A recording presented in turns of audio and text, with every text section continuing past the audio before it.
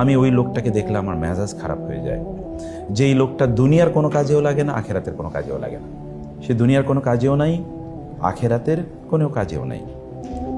আল্লাহ সুবহানাহু ওয়া তাআলার কাছে সবচেয়ে প্রিয় মানুষ হচ্ছে সেই যে প্রচণ্ড কর্মব্যস্ত।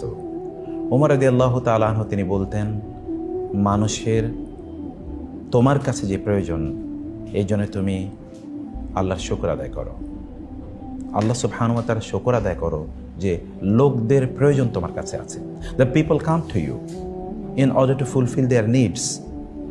When they are in need and necessity, they come to you. It is a favor of Allah upon you. You shouldn't forget it. You should thank Allah because of this favor. There are many people you can see around যাদের কোনো কাজ নাই, কেউ তাদের কাছে যায় না। So you are busy, meaning you are especially blessed by Allah.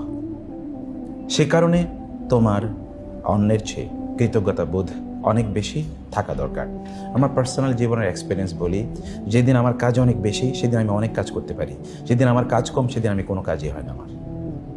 আমি জানি না whether it is applicable for you or not, কিন্তু আমার ব্যক্তিগত জীবনে যেদিন আমি 20টা কাজ করি, 20টা কাজে আলহামদুলিল্লাহ ভালোই হয়।